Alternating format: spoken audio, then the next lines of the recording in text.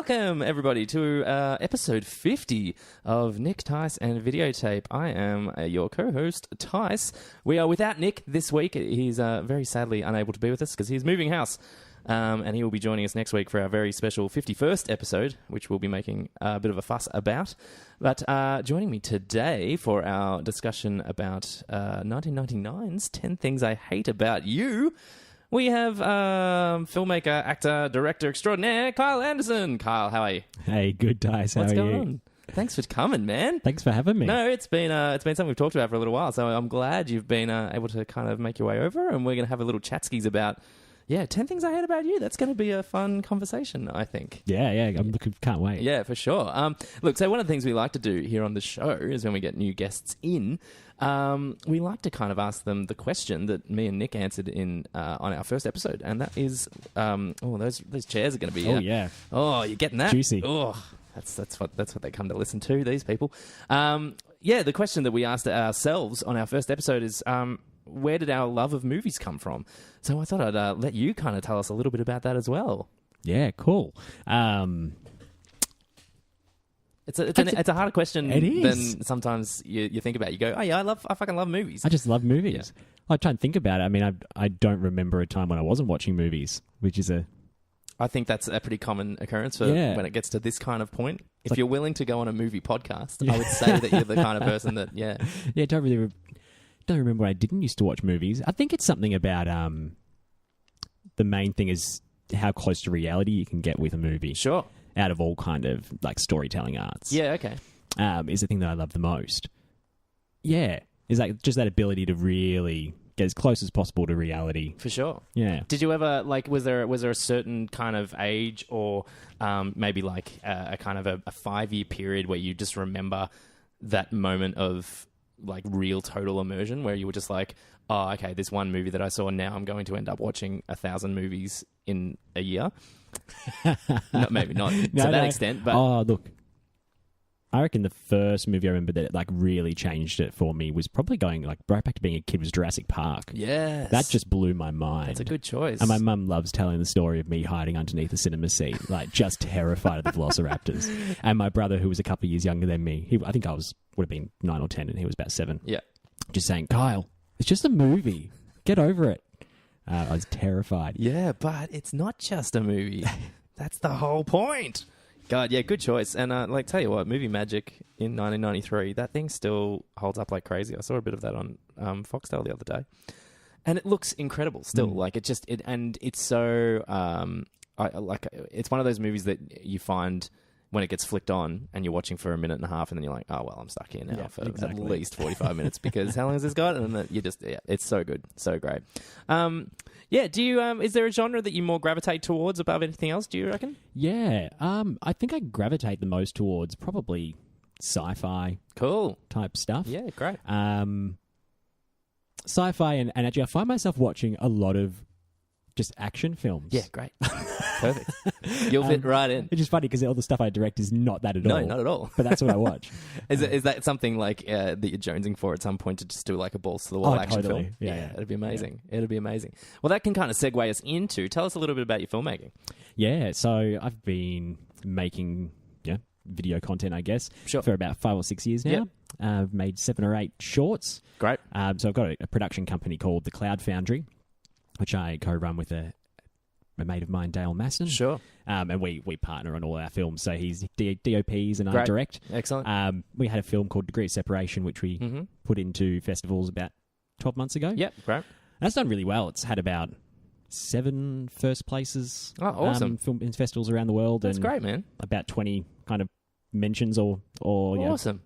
So, that's been really great. Was that one of the ones that I've seen? I think so.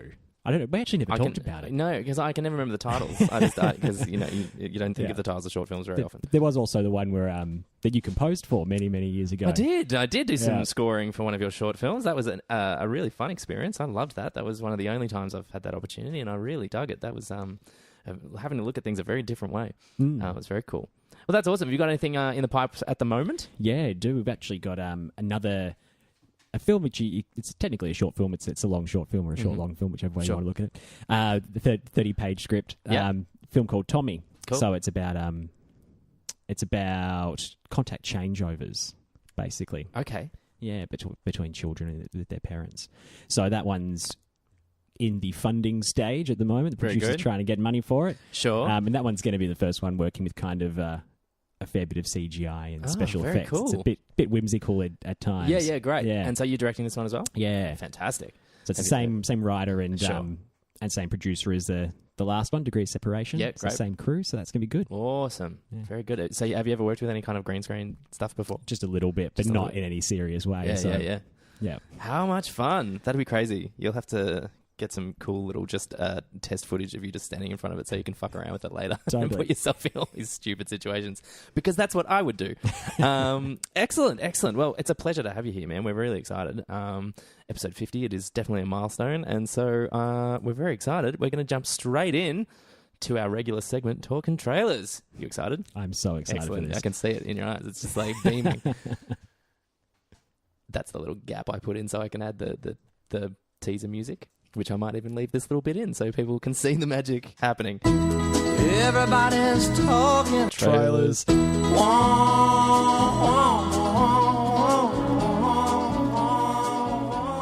Talking trailers, man. So we like to have a little chat about a trailer that's popped up over the week. What have you seen? Yeah, I saw the Mission Impossible Fallout trailer. Yes, indeed. Have you seen that one? I have. Yeah. We had a little chat about this when we were talking about our upcoming movies of 2018 episode last week, and I did have a little mention of this trailer. What did you think of it? Yeah, it was look, it was interesting. It just struck me, like with all action film trailers, how they seem to show you all 7 or 8 action set pieces that are going to basically be the entire film, and not a hell of a lot else. No, and I think we could kind of piece together most of it pretty effectively from what we got in that. Although this was one of my concerns is that I couldn't tell you what this thing is about. Like, I couldn't tell you. And that's sometimes a good thing. I don't mind that in trailers, to have a bit of mystery, but I like to have just a kind of a rough idea of what we're dealing with. And to me, it seems like it's the same as any other Mission Impossible movie. Aren't they all just the same plot now? Yeah, I think basically. I mean, I think that there's maybe a little bit more of focus is going to be in this one from what little you can see in the trailer. Yeah. It's going to be maybe a larger betrayal of Ethan Hunt. As opposed to the slightly smaller betrayals that have occurred in every movie so far. Exactly. I feel like he goes rogue every time. Yeah. Like it's just him going rogue. To the point now where I don't know what they expect anything otherwise from him. No. Like, isn't it just like, they just let him do his thing. It's fine. Yeah, it's fine. It was quite good. I thought the trailer to see Henry Cavill looking pretty Henry Cavill looks pretty dishevelled. Yeah. Yeah. He looks like he's going to kick some ass too. Oh, yeah. Which I'm kind of keen on. I like Henry Cavill. I feel like he's been just kind of hard done by with his kind of lackluster Superman stuff. And he's popped up in a few kind of trashy straight to DVD action movies, which I've seen 10 minutes of and just realized that they're not for me. So yeah, I'm glad to see him in like a big budget thing. Have you ever seen Immortals? Did you see that one? No. It was Tarsum Singh, the guy that directed The Cell, and what else did he do? The Fall. Is it called The Fall? And he's a really crazy visual director, and it's like a mythical Greek thing with Henry Cavill as the lead, and he was quite good in that too, I thought. So I'm glad to see him kind of branching out into some other big budget stuff, and not it just being his Superman and then here's some crap straight to DVD stuff. Yeah. What did you see? Was it Man from U.N.C.L.E.? Oh yeah, no, I did like Man from U.N.C.L.E. as well. Yeah. Yeah. It's like I feel like he's getting a lot of chances, or he's we're not quite fully embracing the Henry Cavill yet as a world people. I don't think. No, I don't think so. There's this defiance to just be like, yeah, I don't know about you, buddy. Yeah, I wonder, is he just too pretty? He is a very handsome man. He's just too handsome, and like we can't deal with. And he's like 6'4", Yeah. and just as wide, and yeah. Although I think Chris like Hemsworth has that section covered off at this stage. So there's only room for so many 6'4" buff, hot gentlemen in the world. It's like, yeah, there's not enough roles. Save some of life for the rest of us normal people. Thank you very much. But yeah, I'm keen to see him do his thing in this. So what do you think about this whole Tom Cruise is basically going to end up killing himself on one of these films thing that's going on at the moment? yeah, look, I mean, it's just not surprising given the the man's alternative views on the world. So that we he think put himself in that that's it. situation. He's quite happy to see himself like fall out of a helicopter, because if he does, he will then come back as a almighty alien being, and it's all fine anyway. So Pretty much. Yeah, right. Yep. So he just thinks, fuck it, I'm going to go for the stunt. Why not? Why not? Because I'm gonna reach another level of fucking a plane of existence Yeah, that's that right. none of you fuckers will ever know about.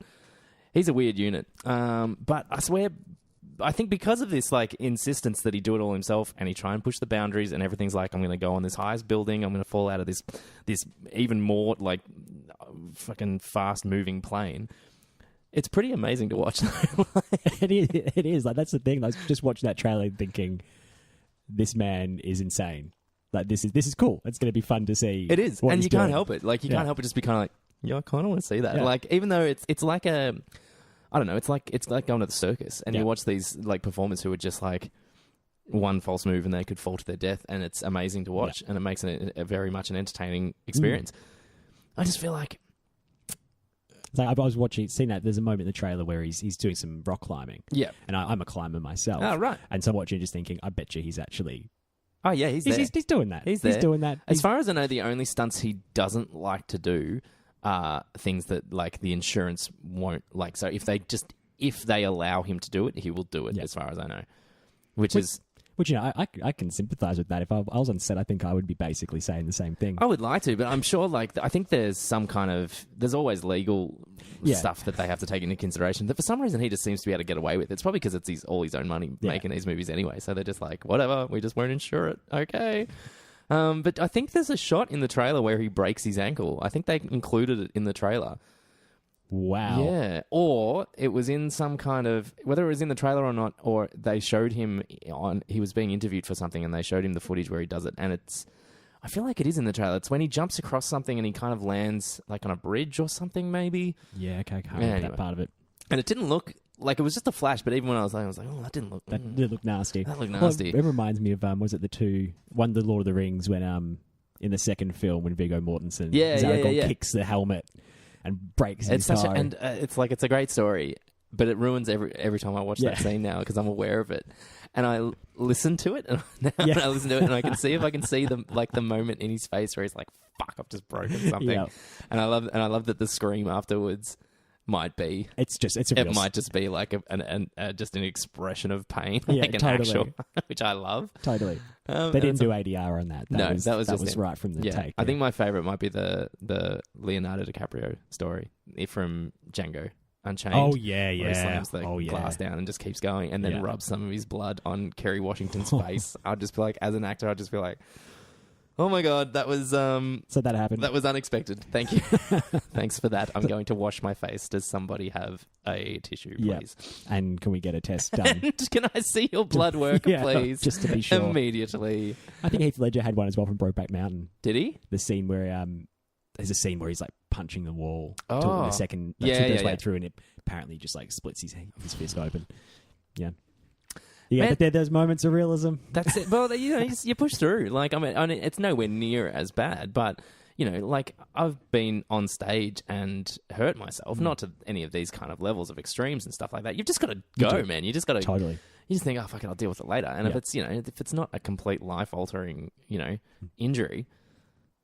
But I feel like Tom Cruise wouldn't care either way. No, that's right. That's right. Like, have his arm up dangling off and just be like, did you get the shot? Did you get the shot? And we're like, we can't use that, Tom. You've like severed half your arm. Oh, dear. Yeah, so what do you think of these Mission Impossible movies? Are you a fan? I loved the first film. Me too. And I can't actually tell you whether that's because I saw it when I was really young and I just could dig the action. Yeah. I haven't watched it. I watched it relatively recently, and I think it holds up better as like espionage thriller. Than the action scenes are fun, but there's not really. Its focus is very different to these ones now. It's really, and I think that's De Palma's influence more than anything, is that he wanted to make a kind of anxiety ridden espionage thriller, like, and that's the part that comes through.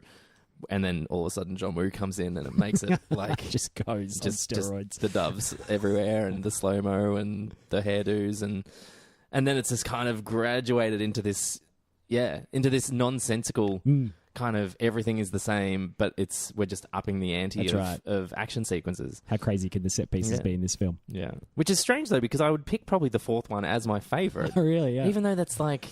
Well, actually, I think that's the beginning of the end of this franchise, I think. I think they need to find a different direction for it, because 5 was essentially the same movie as 4, and now I feel like 6 is the same movie as 4 and 5. Yep. And so we need something to happen. I was wondering if they were going to almost try and do it this one. We might be pleasantly surprised, almost like a Skyfall type thing. Oh, yeah. But actually, there were elements of this... In the trailer, yeah. Where I thought maybe they'd go a bit Spectre, and it was it's that whole... It was, it was planned all along. Like, there was some kind of like... Yeah. And I don't have time for that shit at all. I'm not interested. If someone comes out and if John Voight comes back and it's like, it was me all along, I'm not interested. I'm out. Yeah, I'm definitely out. But I did get those vibes. It's funny you mentioned that. I got a little bit of those vibes and it scared me. I mean, it could just be, kind of token trailer, the way they do all these trailers these days. But... I felt like I had a little bit of that. Well, I mean, yeah, it's the Lost effect. I think it's ever since Lost was a TV show, everything has to be a mystery. Oh, yeah. You need to have world building based around something unknown that takes 40,000 episodes to explain, and is never worth it. And so, but everything has to have a purpose. Everything has to have some kind of relevance to something that happened in episode 1. And so now, like, movies are starting to kind of get on that as well, and it's worrying, because I don't think there can ever be a satisfactory version of that. No, and especially when JJ when he made that first season of Lost, half the time it was just sitting there going, "What would be something cool to chuck in?" Yeah, and we'll figure the rest out later. Absolutely, and that's the worst kind of storytelling idea you can possibly have. We'll just figure it out later. But I mean, having said that, that first season of Lost is fucking amazing. Yeah, that's right. It's so incredibly watchable, and you do sit there and go, "Oh my god!" Like, I want to know what this is all about. I want to know what's going on. What's in the fucking hatch? Like, that was season 2, wasn't it? I think so. Yeah. But I think that it makes me wonder as well. Does Lost become an even better show if they, for some reason, never could go past the first few seasons? Yeah. And so you get all that stuff. I think it's a better show if you ignore past a certain point. Yeah. And allow it. I don't know. Can we ever just allow mysteries to exist in our fiction? I don't think it's allowed anymore. We struggle with it. Yeah. These chairs are something else. Every now and then I just think, I might move a little bit. Damn it! All right, we'll just deal with that. All right. Well, Mission Impossible 6. I think I'll be seeing that in the cinema though. Probably. Yeah. It's pretty hard to turn down. Yeah. They're totally. They're popcorn flicks through and through. I love them. I am going to talk briefly about the Venom teaser trailer that got released a couple of days ago. Did you happen to see this one? I didn't. No. Yeah, look, you're not missing much, to be honest. So I don't know the exact ins and outs of the whole Sony Marvel kind of handshake deal that they've worked out. Somehow Spider-Man gets to go do Marvel movies, and they won't use him in theirs, but he exists in this movie as for some reason. But it's not set in the same universe, even though Tom Holland as Spider-Man does exist in this universe. So I don't know what the fuck's going on. The trailer looks fine. It was a Venom teaser trailer without Venom in it at all. Oh wow, which was fine. Like that you don't need to see the character. I found it interesting that there wasn't really even. I think if you didn't see the title come up at the end, you wouldn't have any idea what movie that was. And that's sometimes not a good idea. Like if you remove that title card and it stopped in that last scene, I don't think anyone could say clearly, that's the Venom movie. Yeah. Aside from one little shot where they have a little bit of the black goo, the symbiote or whatever they call it, floating in like some kind of tank. And it's blink and you'll miss it kind of style. You're like 100% relying on that someone will actually watch it to the end of the trailer to have any idea what it's about. 100%. And look, that we live in an age where we know what it is because we see the title of the fucking YouTube video before it plays. So that's never a problem anymore. But that doesn't mean that we should get lazy with our trailer cutting together, because trailers have to tell like an effective little kind of short story. In a sense. Right. And it kind of does, but without really any clear direction, or it doesn't tell you anything about what this film's going to be, except maybe it's going to be very serious and very dour. And interesting. It's like, I don't know if I want that. I don't know if I'm interested in that. Yeah, I thought we moved away from that for superhero films. Well, I thought maybe because DC are trying to and kind of failing to do that. Oh yeah. And Logan kind of was the button. I thought Logan is, if you're going to do that kind of serious film, superhero movie, I don't think you can do it better than Logan. No. Which, that's a hard thing to say, really. Like, and I don't want to take away anyone's. I'm not saying don't try, because that's a terrible thing to say. But it's a dangerous thing to try. I think so close to Logan, which did it so perfectly, to try and do this really kind of gritty character study about a dude that gets taken over by an alien goo, and turns into a big kind of, I don't know, what does he look like? A lizard kind of thing, I guess. Lizard man. Yeah, we'll go with that. Black lizard man with goo. I mean, think about it. They try to do that. You're kind of hitting potentially the same beats as like a Hulk or something like that, which we've seen twice. Yeah, didn't really work. Nope. That Incredible Hulk movie is not bad. It's got some pluses. Yeah, it's not See bad. our episode on that. We did an episode on that around episode 20-something, I think. You keep talking and I'll find what episode number that was. Yeah. I find the whole... I've actually found DC's commitment to trying to make a serious superhero film both crazy and admirable. Like they seem to be doggedly chasing it. It really is, to their own detriment too. They're just like, they will just keep trying. Bless their little cotton socks. I mean, for everything, I think that there's the fair criticisms of, I guess, the Marvel / now Disney. They almost, the films are almost becoming a parody of the earlier ones in some ways. See our episode 29 for our discussion on The Incredible Hulk. That was from about 6 months ago. You can check that out on iTunes. Anywhere you listen to your podcast, you'll find that one. Continue. Yeah, that's all right. Just saying, it's interesting that they seem to kind of given up and said, Disney and Marvel are just going to take over that territory of it. We can't compete. Yeah, in making that type of film. I think they had the right idea in the first place. I think by saying, hey, they've gone this direction, why don't we try going this direction? What's amazing is that despite it failing spectacularly, they're persisting. They're just persisting with it, and they're kind of making the same mistakes with it as well. Yeah, I would agree. Yeah. What's that saying about the insanity is doing the same thing over and over and expecting a different result? Yep.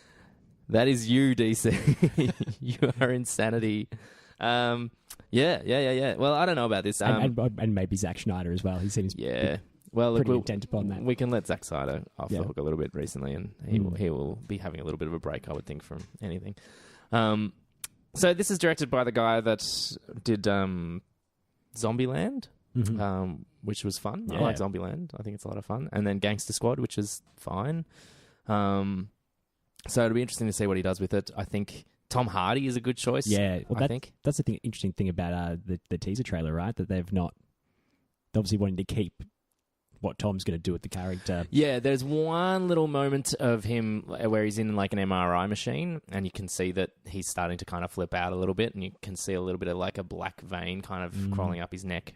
And he starts kind of doing that thing in movies where people, they shake their heads really quick and they leave like frames out to make it look especially weird. Yeah. There's a bit of that going on, and that might have been effective 12 years ago, but I think we're getting a bit old on that one. Find a new technique. Yeah. So I don't know. Look, he'll do a cool voice. We know Tom Hardy will do anything. He'll do a cool voice. Hardy, I like that he's, for such a big unit, he can make himself kind of small. Yeah. Like, he has this really great ability of minimizing his presence.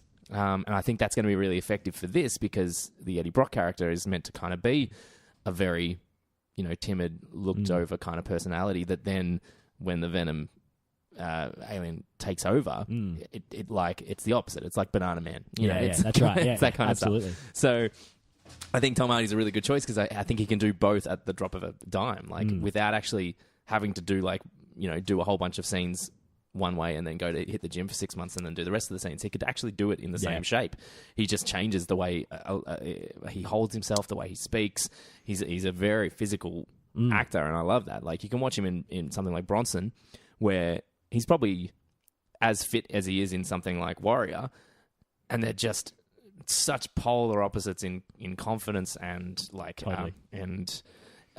presence. Like, they just don't take up as much space. I mean, it sounds kind of weird, but no, it doesn't at all. So I really dig him, and I think I think that's the best thing they've done for this film. I think is by casting him. I think that's the smartest choice. I mean, I think that's his biggest strength. Like, he's the best actor out there at actually being able to play a different character from each role. Yeah.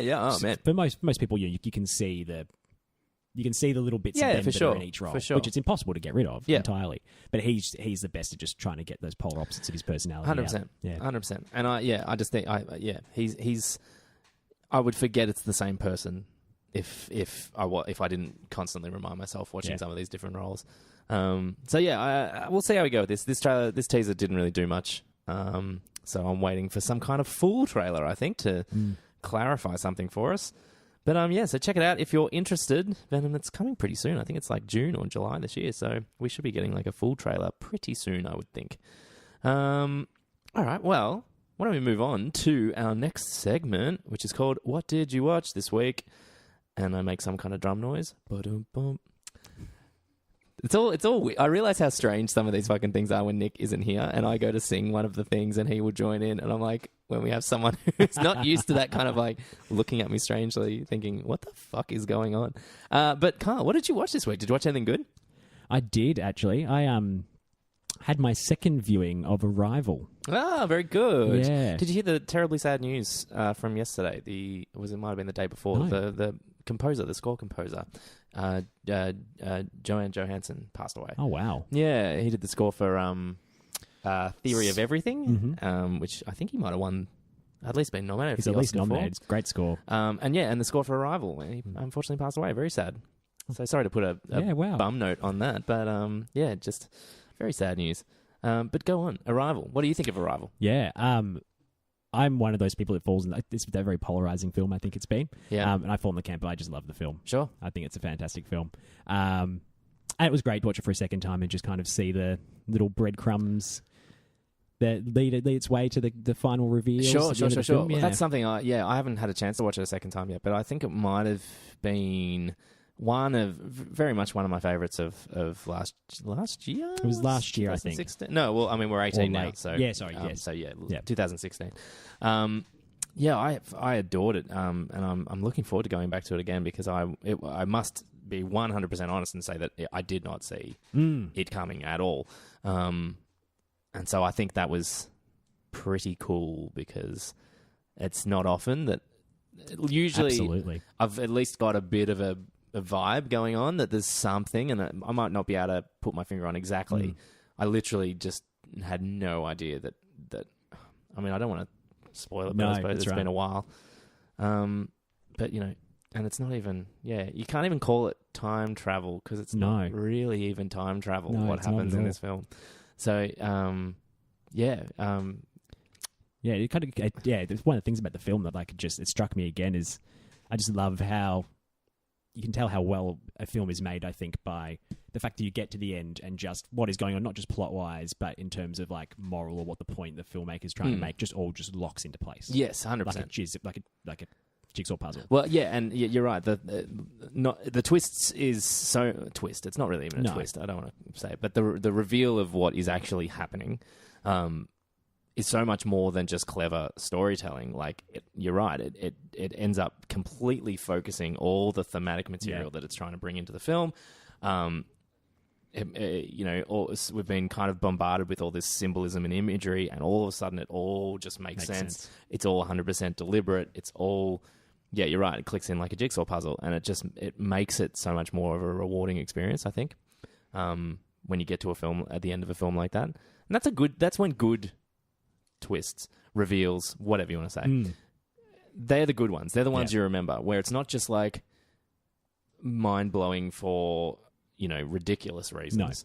No. But it actually, it makes you reflect back on what the story was trying to say in the first place.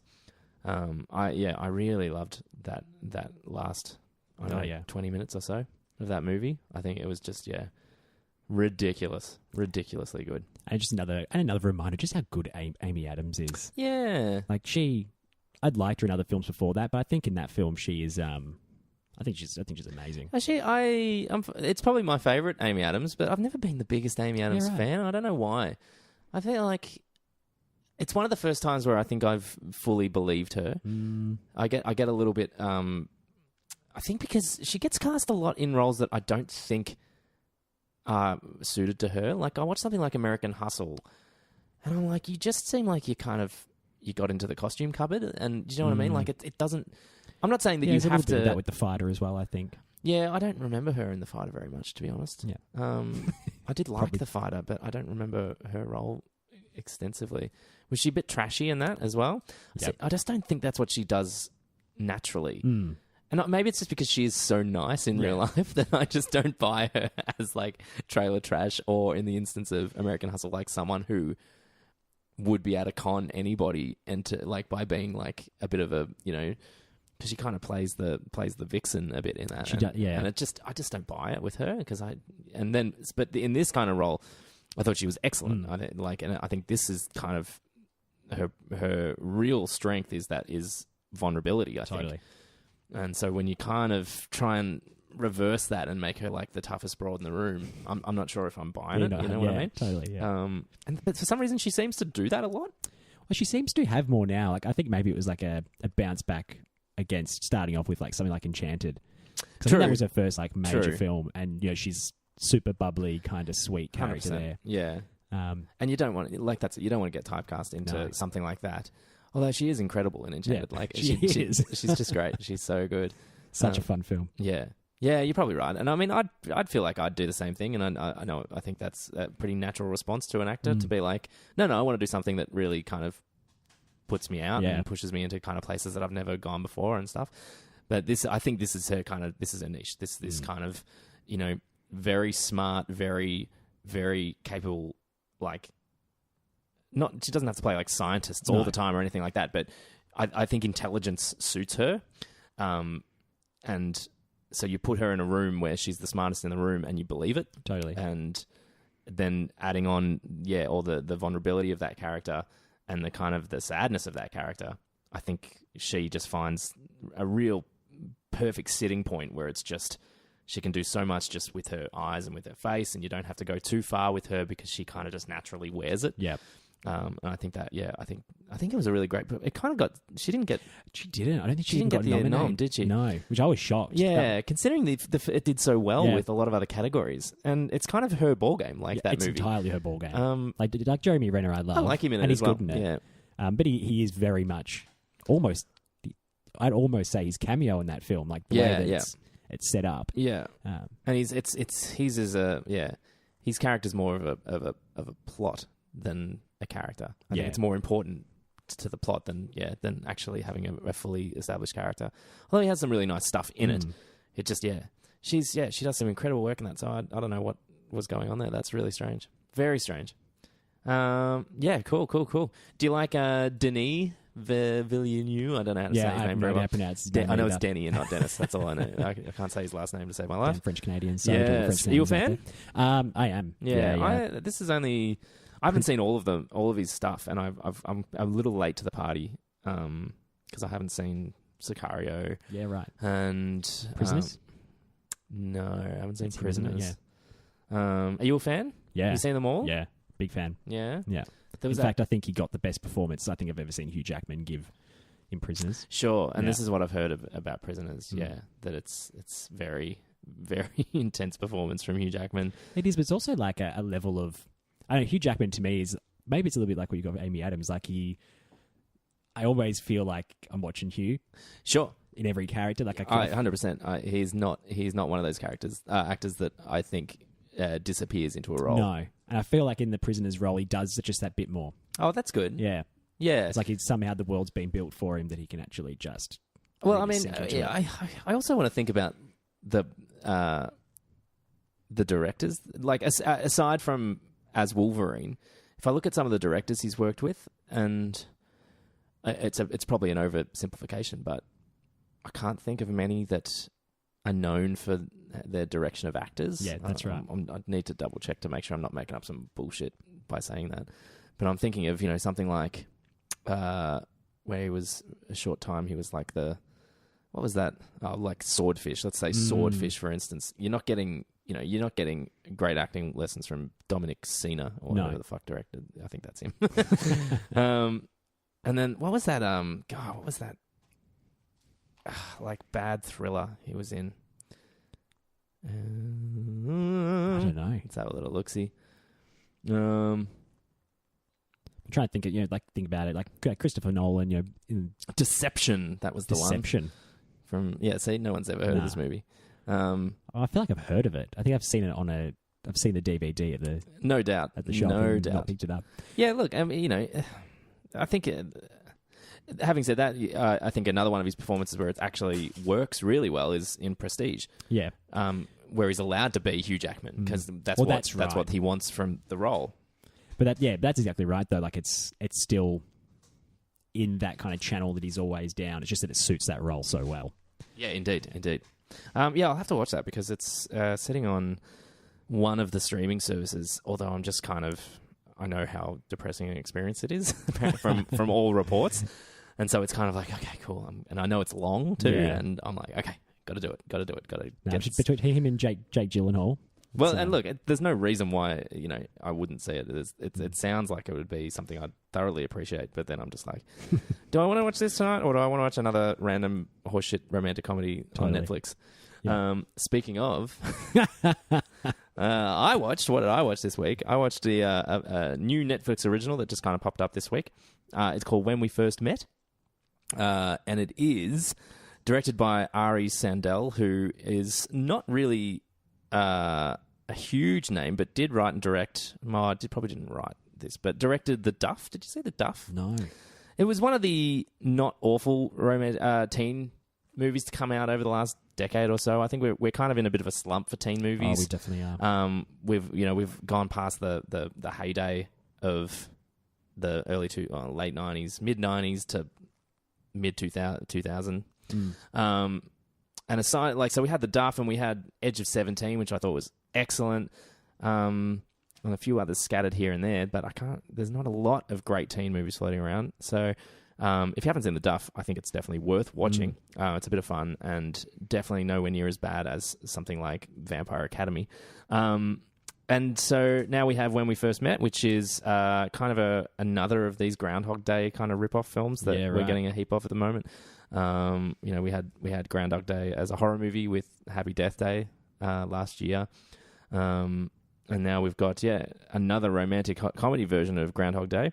And so it stars Adam Devine, who is, I think, a little bit of an acquired taste. He's the guy from Workaholics, and I think he is in some of those Pitch Perfect movies. Like Mike and Dave. He is whichever one Zac Efron isn't. Yeah. And he does a very particular kind of shtick. And I think you're either on board for it or you're not. I don't think there's any in between with him. And I am on board to a degree. Yeah, okay. Yeah, I think when used the right way, he can be quite effective. This is an interesting film because I think the initial concept seemed like frustrating at first. I was like, I don't think I'm going to be on board for another kind of Groundhog Day rip-off thing. And they made some little adjustments with it that meant that it wasn't quite as blatant a rip-off. It wasn't so much having to repeat the same day over as that he had the opportunity to go back to one particular point, one particular day, and relive that day. And based on how he lived that day 3 years ago, this was 3 years ago, based on how he went back and changed that day, he would then wake up back 3 years later again and living in the circumstances that he'd created by the way he changed that day. It's like butterfly effect. Kind of. Almost. Yeah. That's what happens in that movie too, doesn't it? Yeah. It's basically what happens in that so film. It's the comedy version of Butterfly Effect. Yeah. Oh, God. And then if he's not happy, or if if it hasn't worked out the way he wants, he finds this. It's a photo booth machine that kind of serves as the time machine. Goes and if he's not happy, goes and finds the machine, puts a quarter in, and then goes back to the day again and tries it again. So it has its variations on Groundhog Day. It's pretty funny. Like, I definitely laughed out loud a few times. There are some clever moments to it. The awareness of the time travel is kind of funny. He does comment multiple times on how cool it is to be a time traveler and things like that. And so that's kind of fun. Alexandra Daddario is in it, playing the kind of woman of his affections that he's trying to continually. He spends this one night where they get along exceptionally well, and he feels this massive infatuation for her that isn't reciprocated. And so he thinks that based on the way that first night they met goes is how their relationship ends up. And so if it goes the way that it originally went, they end up just best friends.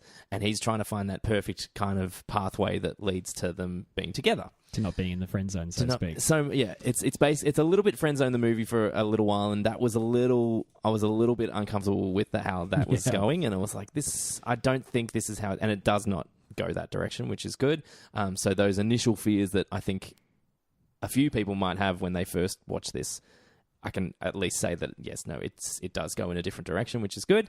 There's some clever kind of callbacks to earlier things, and it's because it is time travel, you get to have these kind of repeated moments that become funny for different reasons once you've kind of got different perspectives on them. It's fine. I think it's absolutely fine. It was a nice way to kill an hour and a half on a Sunday evening. Yep. There was some laughs. There was some slow bits. It picked up a lot in the end. I liked that he is a piano bar player, is the character's job, which is one of those, it's a movie job for sure, but it's kind of nice to see that represented in a film. Everyone loves that movie job. Yeah. Like, it's nice that he's not, an architect or, what's the other movie? What's one of the most movie job movies? A TV reporter. Yeah, or a lawyer or something like that. but lawyer's too boring, though. Yeah. It's some kind of writer. Like, he's like, it's nice. We get to see the other version of the movie job, the guy that plays at piano bars. And it's not glorious. There's no glamour to it. He expresses that, yes, no, he doesn't get paid a lot, but, hey, he's playing music for fun, and that's good. He has never touched a piano in his life, Adam Devine, though. It is so clear the way they cut between him mime playing and then cutting to the hands of the actual person playing piano. Look, I'd roughly recommend this. Roughly? How does Alexandra go? She does okay, but I think it's time to get her doing something worthy of her talent and charisma. Yeah. Because she's an incredibly charismatic person, actress. I don't know much about what she's like in real life, but she has a magnetic screen presence, I think. And it's time to give her something with some meat to it, I think. Because this and Baywatch and this thing with Kate Upton that's come out, I don't know if it's released yet or coming out soon, where it's just her and Kate Upton fighting over a dude. It's like, these we're past this point, surely. Let's get her doing something else, please. Have you seen is it Maroon 5's new film clip? No. She's in that. Oh, okay. Opposite, what's his name? He's something Levine, isn't he? That's Adam Levine. Who I referred to Adam Devine as Adam Levine at least 3 or 4 times in my head last night. Yeah, so she's in that. It's actually a pretty good film clip. Okay, cool. Yeah. Yeah, I mean, that's fun. Yeah. I think for a naturally talented actress that she is, like, she's got a very naturalistic way of delivering dialogue. It never feels forced, never feels contrived. She's incredibly charming. She works in romantic comedies in that degree because for if the central character, if it's a central character romantic comedy where it's a guy, which she often does get cast as kind of the romantic lead opposite that guy, there's no doubting why he falls for her, because she's one of those kind of instantly likable characters. But I feel like she could be doing a lot more. Yeah. So hopefully sometime soon, someone give her a good gig, somewhere she has to, like, I don't know, kick some ass. Yeah. No, she probably does in Baywatch. I don't need to see Baywatch. No. I never need to see it. I thought about it for a very short moment. One fleeting moment. I thought this might be fun. Oh, maybe. And then, no. Which is a real shame because I like Zac Efron a lot. So yeah, he's got to stop doing shit too. Yes. All right. Well, that brings us to our feature presentation for today.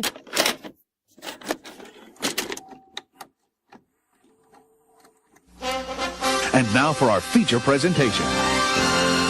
We are talking 1999's 10 Things I Hate About You, which is very exciting. I do love this era of teen comedies. It is kind of my era of teen comedies. I was 17, 18 when this film was released, so this is right in my wheelhouse.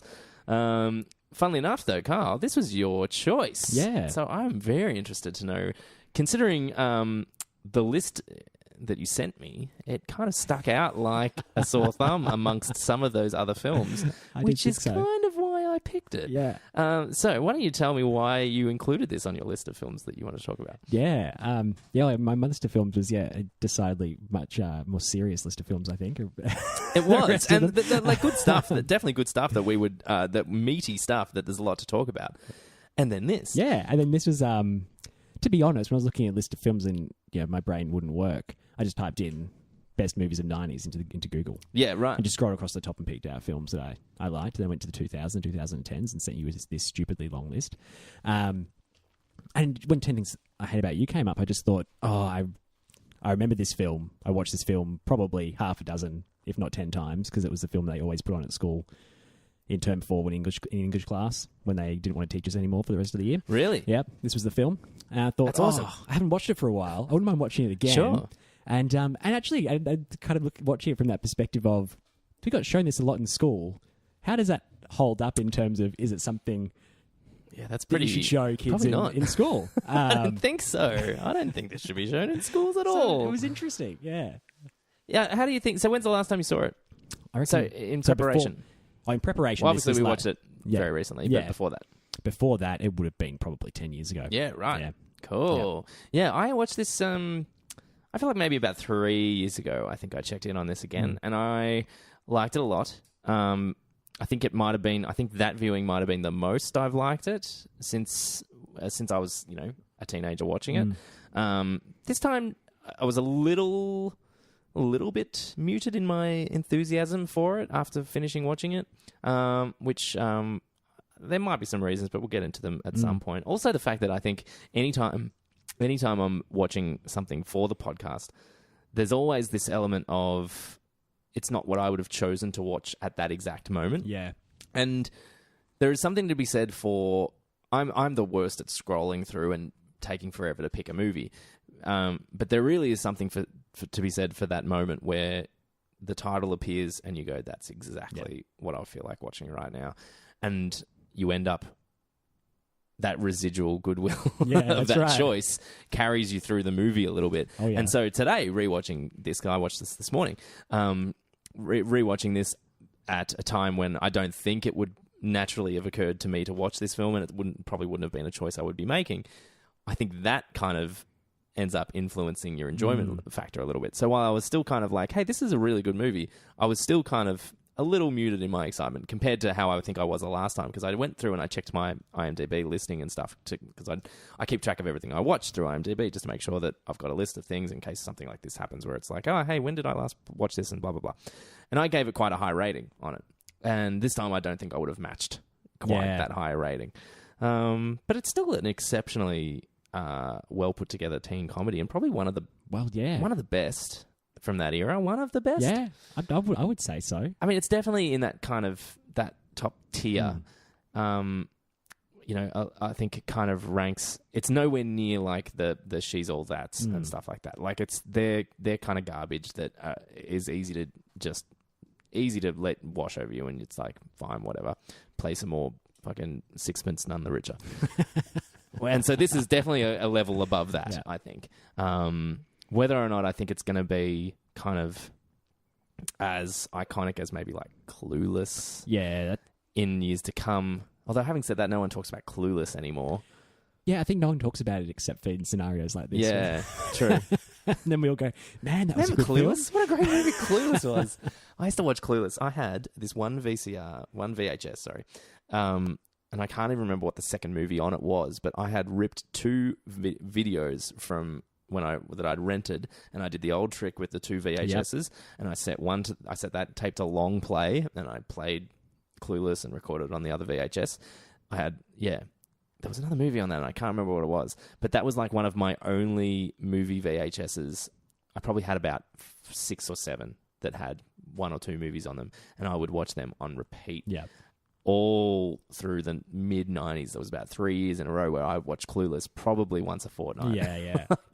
I can't tell you how many times I've seen that movie. And then, since then, I don't think I've seen it once, probably since 1999, maybe, 2000. That was something that like occurred to me watching it, is that they're that type of film, right, that they do appeal to you at that point in time in your life, and you're watching it like, this is awesome. It speaks to me. And well, that's an interesting kind of statement, isn't it? the "it speaks to me" statement I always find really interesting, because I think saying there is very little realistic about these films. Oh, totally. But when you're a teenager, you seem to feel like they are realistic. But then with a little bit of reflection, you look back and go, no, there was nothing like it. But that's right. At that time, we sit there and go, man, this movie gets me, man. This movie gets me. I'm like, it got nothing. I mean, that's what struck me again watching it this week, was watching going, oh, wow, there is in no way anything real about this. But it so beautifully captures that sense of things being blown out of proportion that you have when you're a teenager. Yeah, for sure. And things are just life and death. Yeah, see, this, I did something very similar. I just Googled best teen movies of the 90s. And it does come up as the second Googleable title from that. So I think maybe still has a good reputation as being quite memorable, quite a good representation of the teen comedy. I think that blown out of proportion kind of angle of it works pretty well in certain circumstances. Let's talk about the Shakespeare adaptation element of it all. Because that was a kind of an interesting little patch of time in history that doesn't exist very much anymore, when we were using not only the Shakespearean stuff, but classic literature to kind of inspire our stories, which, of course, we also had Clueless, which did with Emma, the Jane Austen story. How do you feel? How do you feel about watching teen movies that are blatantly inspired by other material? To be honest, I quite like it, because I mean, most material is of any kind, any art form, right, is inspired by something else that came before it. Yeah. So I kind of like, I like it when they do it, but they know they're doing it. Yes. So when there's that kind of meta element to it, which I feel like this film has, 10 Things I Hate About You. Yeah. It's very aware that it's... Oh, and I think I think some of the... I don't know if it works exceptionally well in the film itself.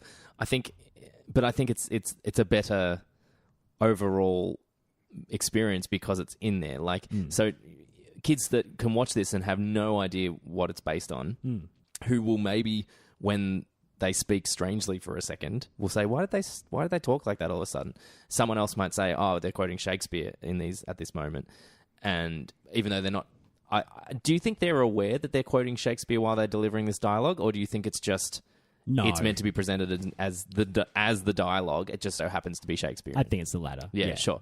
So maybe this then person will go and look up some Shakespeare based on that, and then someone says, oh, do you know this whole story is based on a Shakespeare, like it's an adaptation of a Shakespeare story, and you go, oh, cool. And then it's like, oh, that guy that girl keeps talking about, her favorite writer, who she's got all the posters on the wall, that's him.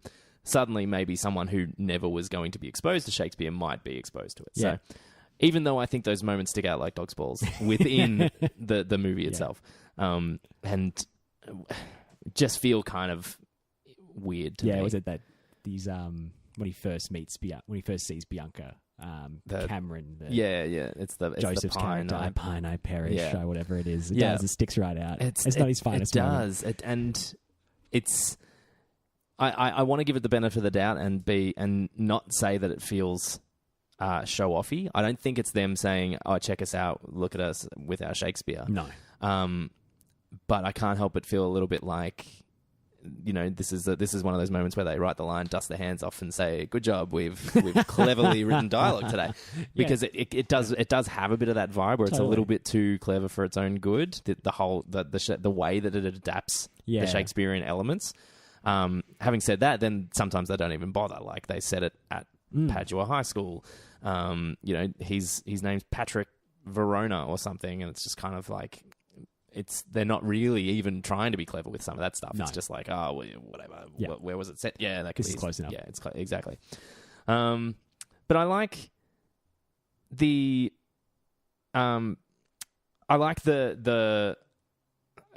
plot kind of juggling element to it. It feels like a Shakespearean comedy with all the all the characters in the way they have little side stories with each Yeah. other over here, and then something happens over here that messes up all this, and all kinds of things going on. And I think they juggle that pretty well.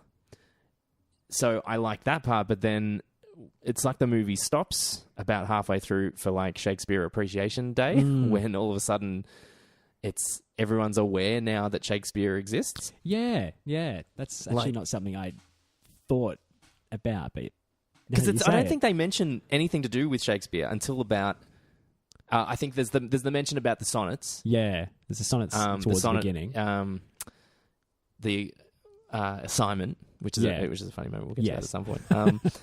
But then it's like then it's the character that's obsessed with Shakespeare. Then it's the we're going to dress up like him. Then it's the conversation. That's when the conversation about the sonnets happen as well. And suddenly we've just chucked a whole bunch of Shakespeare actually existing into our adaptation of Shakespeare that wasn't there initially, which feels a little. I don't know. Feels a little bit like they got halfway through the script writing process and went, "Oh, wait, we should probably throw some more Shakespeare in." Yeah, or it was like, do you think people are getting it? Do you think they get it? And have we made it blatantly? It was probably obviously some enough? producers. No, there's not enough Shakespeare. And there's not enough. Yeah, but I mean that kind of plays up to the meta aspect of it. But yeah, it's a. I mean, I do like, though, if you look back at its source material, I like that the main character, the shrew, so to speak. Sure. Even though she's not really a shrew, she has a bit more of a character. Like she's got a lot more agency than the character in the actual Shakespeare play. Sure. This is one of the Shakespearean plays that I am completely blank. Sure. Like it's a huge black spot for me. It's one of probably 4 or 5 that I've just never gone anywhere near. Yeah. Never read, never seen. It's for good reason. It's pretty hard to pull off. Sure. Just in terms of the way in which basically, the way he ends up getting her in the end is basic. You could argue it's almost abuse. Sure. And so the character is a fair bit more passive. Sure. That's being the shrew that's being tamed. Right. Whereas in the movie, she's kind of she's her own woman, and she's, kind of, I don't know, she's got a more well-rounded character insofar as the film does have. Yeah. Yeah, I think she's one of it's probably, I'd say, if you kind of counted up all your teen movie lead females, she's probably the most refreshing. Like she even though she's presented as somebody who as Alison Janney puts it so eloquently, is a heinous bitch, she's actually a very smart girl, and who just kind of understands that she wants to go her own way and doesn't want to be influenced by things just because everybody else is doing them. And then again, at the same time, I think her journey is actually juggling that to a degree. I like that this movie isn't afraid to kind of say that that's also not the best thing. Yeah, absolutely. Like it does. I like, there's lines like from her best friend, the Shakespeare obsessed one, who I can't remember her name, the one about how Julia Stiles Kat says something about making a statement, and she goes, "Oh, goody, how like us to be making a statement." And I love the sarcasm in that, and I love the awareness of that. That it's all well and good to go against the grain, but at one point, that mentality is just contrarian for the sake of it. That's right. Yeah. And I think that the movie does a really nice job of juggling that and making her, she's edgy and cool, but that doesn't mean that she's better than anybody else. And they kind of... Yeah, she's almost like conforming to... she's conforming to non-conformity. Exactly. Yeah, 100%. And they kind of play into that. I like how Heath Ledger's character can kind of play off that by just naming a couple of Riot Girl bands. Suddenly, he knows exactly how to get into her good books because her non-conformity is so... Conforming obvious to something. Yeah. Like it's so typical of that kind of person. And so it kind of... I like that it's not, a worse movie would have made her super cool because of that without a fault. Yeah. Whereas this movie kind of says, hey, like it's, be yourself for sure, do what you want to do, but like we're all trying to find what works for us. Yeah. And sometimes, it's judgmental to say that anyone is any more or less cool than somebody else because of something they like or don't like. And so I like that bit. Yeah. It takes forever though for Heath Ledger to finally. I love that he finally says at one point. He just says, "I can't remember how it comes up. I think it might be at the club when they're seeing that band, and he just kind of says out of the blue, it's like, I don't know, man. I just think do what you want to do." And I'm like, finally, someone has spoken the ethos of this movie out loud, because that really is, I think, what this movie's trying to say. About. Yeah, absolutely, and not in any kind of again, when I say a worse movie would say, do what you want to do, you end up like Kat is at the start of the movie, as someone who it's like, no, I'm cool because I'm not going to this, and I don't need to do this for myself, as opposed to the being aware of everybody else's kind of what they want, what they do to be cool as well. Oh, in a worse film, she's not the protagonist. No, she's she's kind of helping the protagonist get to the point, or she's the edgy best friend. For. Yeah, exactly, 100%, 100%. And that's something I really liked about it on this viewing, and I think being a little bit, because it'd been 10 years. I think I was a teenager when I last watched it. It was that long ago. Was the fact that I don't want to say all, but majority of those main characters, and majority of the characters in the film, all have a flaw that they've. You want them to overcome. It's not just like, okay, we've got our 2 or 3 characters. Our main character has this big flaw to overcome, and everyone else. You're looking at all of this, the secondary characters all have these flaws that are making them make the decisions and be the people that they are. Yeah, I'd even argue that the flaw that they end up overcoming is not the one that we initially think will be the one that they overcome at the end. Do you know, like for Julia Stiles' character, I think when we meet her at first, we think it's going to be, lighten up and get a boyfriend, as opposed to, but eventually it actually becomes understand your sister and understand people who are different to you. Like, it becomes something totally different. And so, she does obviously lighten up and get a boyfriend, but that's not the point. And so it's for the sister, it's don't be a stuck up bitch, or don't be like that. Don't get caught up in the mean girls mentality. Yeah. And that kind of doesn't even really become a factor after a little while, because she just kind of realizes really quickly that it's like, oh, that's actually not for me. What we end up wanting for her is to, find friends that are good for her and develop a strong relationship with her sister and be able to have some independence herself from her father. So it's kind of, I like that it ends up, I think everyone kind of ends up in a place where we maybe wouldn't have expected at first. If we went, teen movie, show me the cast of characters, we would have made some assumptions. This is where these people are going. And I don't think really any of them end up where we would have, which I think is pretty strong in a movie like this. Yeah. Separates it from like the she's all that's of the world, I think. Even though we have similar archetype characters. Totally. We even have some similar kind of plot points from those people. We have the jerk who is paying the guy to date somebody, or is the bet or whatever, and there's some kind of horse shit going on with money that ends up being revealed and all that kind of stuff.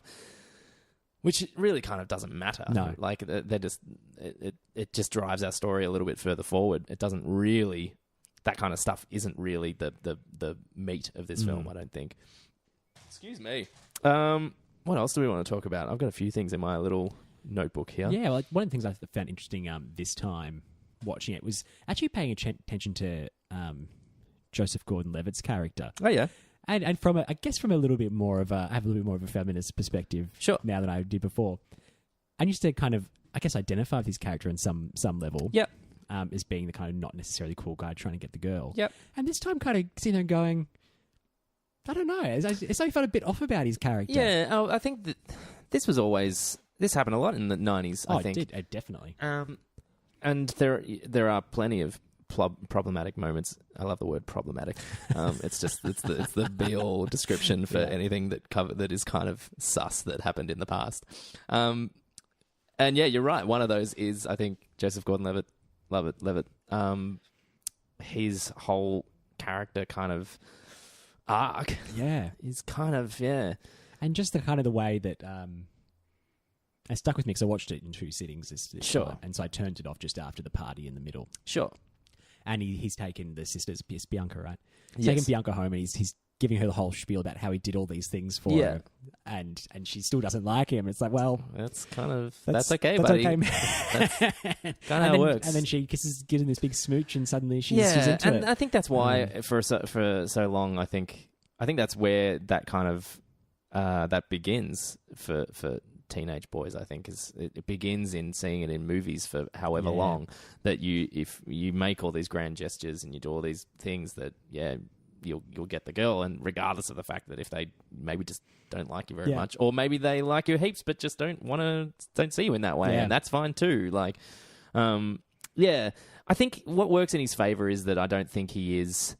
I think because he definitely does not have any bad intentions. Yeah, that's right. So that you can get away with it, and while I think you're allowed to be sad, like he's allowed to be sad. Yeah, absolutely. I think that's where it gets away with it, because I don't think it comes from like a demanding I'm deserved of this place. I think it comes from just kind of like a guy who has a crush and is kind of having his heart broken, and that's totally, that's sad, and everyone kind of experiences that. But you're right, it's a really fine line. Interesting, yeah. And I felt very similar while I was watching it. I was like, are we in a place where we kind of shouldn't be rooting for this kid? And I'd say the similar thing about Heath Ledger's character as well, although he, his ulterior motives are so much more clear at the beginning that because they are fully spoken and fully formed, we kind of forgive them more easily because he still likes her despite the fact that he was getting paid initially. So, and I think also that's that bit in the middle at the party. It kind of does somehow. I felt like it kind of redeemed his character a bit, because at that point in time, it's not really the point in time where you expect him to really be into her yet. Sure, and just the level of care that he shows, you're like, okay, this guy actually, And it seems to come from just a very human place where it's like, regardless of how he came to be at this party, he doesn't want to see anybody drink until they vomit and get concussion and pass out. And that's just being a generally a nice human being. So, and that's great. And it's strange that is seen to be as like exceptional behavior as opposed to just the normal. And that's true. Yeah. And we watch this and we go, oh, isn't he just the sweetest guy ever? And he's like, no, that should just be what a human does. Yeah. Every person at that party should have been willing to make sure that she's not going to die because she hit her head really hard, she's drunk. And that's danger in a nutshell. Which I did appreciate, though, that I think about some movies these days where someone will like knock their head on something, and the movie just treats it like nothing happened. Yeah, I appreciated that there seemed to be a level of concern from someone. Exactly, the film hit their head really hard. And I am terrible at that because I've seen I think of how many action movies in the world where it's just I've seen just dudes get punched to the point of falling asleep, and I'm like, wow, so many of these dudes are dead. Yeah, like, or when you watch a kind of an action comedy and someone just gets punched in the face and falls over like knocked out cold, you're like, oh man, that's real bad. It makes me think of real bad. This scene in Rogue One. Oh yeah, you seen Rogue One? Yeah. And the robot character, C-3PO Mark II or whatever, sassy C-3PO, whacks this guy in the top of the head. He whacks this guy on the top of the head, and the guy just crumples. Yeah. And like everyone in the audience is just laughing. I'm just thinking, that guy just died. That's dead. He's real dead. Yeah, for sure. Cool. I like that. I like Julia Stiles' drunk acting as well. Yeah, I thought that last night. I thought she was really strong because what she does really well is the rally, the bit where it's like she sits there for a second and she starts talking normally, and it's like, and she's and I remember thinking in my head, I think she's forgotten that she's meant to be acting drunk, and then does the full pass out on the swing with that ugly, like she just lets herself look awful with that face. And it's perfect because it was like, that's really clever because that's what happens when you get that drunk. You do that. No, I'm fine. Let's do this. And you've got 20 seconds of being okay. And then you just fall into a heap. It was very good. I like that scene a lot. I think that chunk at the party is really strong. I think it's probably some of the strongest stuff in the film. I think, despite the fact that is one of those fucking Hollywood party houses that I'm like, what is going on? At least they make mention of it by having it be the NBA wannabe guys. It seemed very self-aware. This must be Nigel with the brie. Which as a teenager, that line was totally lost on me. Yeah, just loved it this time. What's brie? What the fuck is he talking about? It's so good. It's so good. There's some interesting directional choices in this film. I find it really kind of more experimental than it really ever needed to be with its shot composition and shot choices. We've got some really odd like lens choices as well at certain points, like in order to make gags work. Like I like how it looks like he's using like a fisheye thing to do that gag where he, after he's drilled the history book, and so that he holds it at the lens and then pulls it out so it comes through the hole of the book, and then they end up doing the rest of the scene from that perspective with that lens. And I was like, this is. You don't need to do this in a kind of crappy romantic teen comedy. Like crappy, that I use the word like loosely, as in it never has to be any better than what they are. Like really good ones are usually really good because of the strength of the characters and the strength of the script writing. I don't think you'd ever really point out the direction. No, usually it's just just flatly lit. Yeah, everyone can be seen. And look, that's it. As long as it's not, as long as it doesn't look like a bad TV show, everyone's happy. Yeah. And you're not going to remember. Despite Amy Heckerling being, a pretty great screenwriter, I don't think really anyone remembers her directional work from like you look at Clueless and it's just like, it's great, but you remember her more as a writer predominantly. And I would say this is the case. This is kind of a little bit different in this case here, because we get shots like that. We get there's a really odd kind of tracking shot as well when Heath Ledger slides down the pole while he's singing.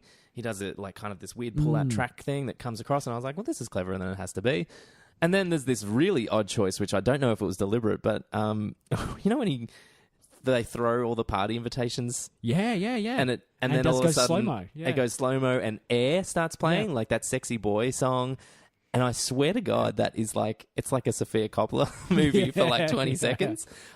And I had to look it up because Virgin Suicides came out the same year, and that's scored completely by the same band. Air did the soundtrack for it.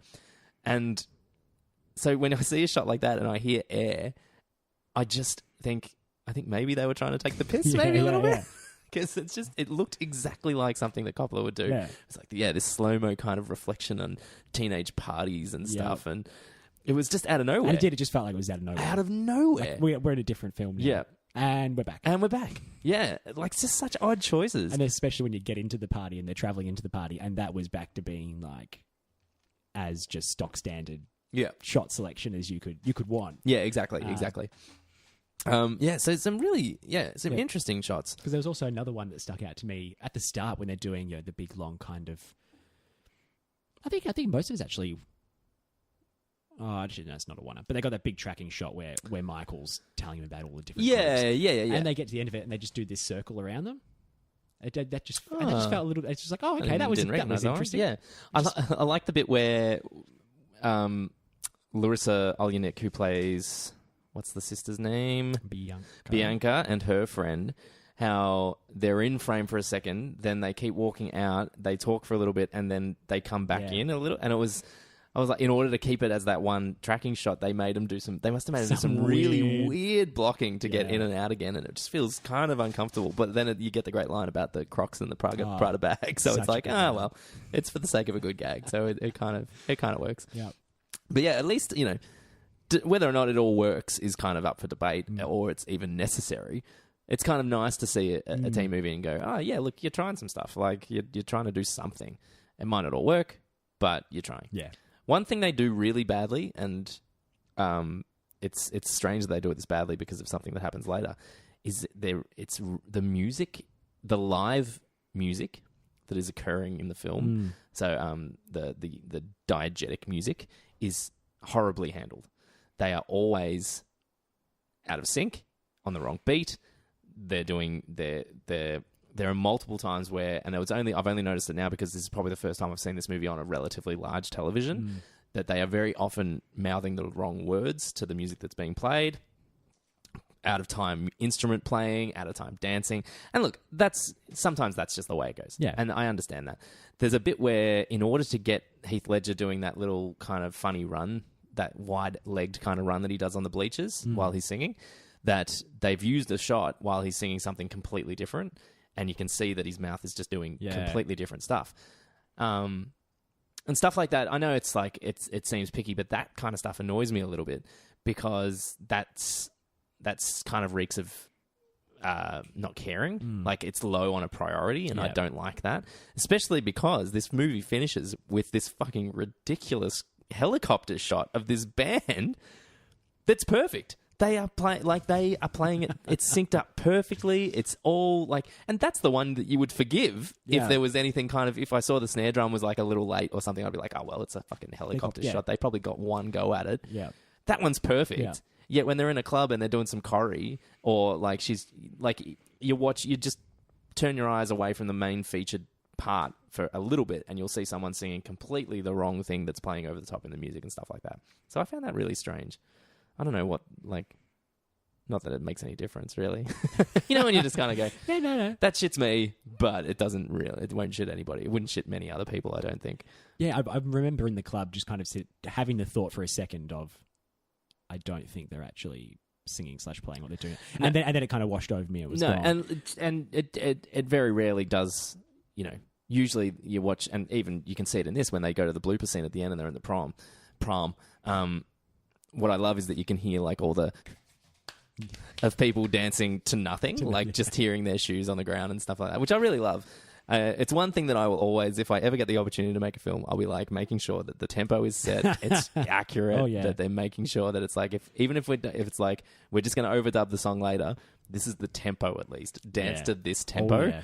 Because there have been some ripper ones where it's just not even close, and they're just kind of moving their arms around, nowhere near the beat at all. I did this ad last year where we had to do, it was like a choir singing thing, and no preparation going on to the set, and it was just a dog's breakfast in terms of, we ended up having to completely like redub the whole thing because it was just chaos. And that's what happens.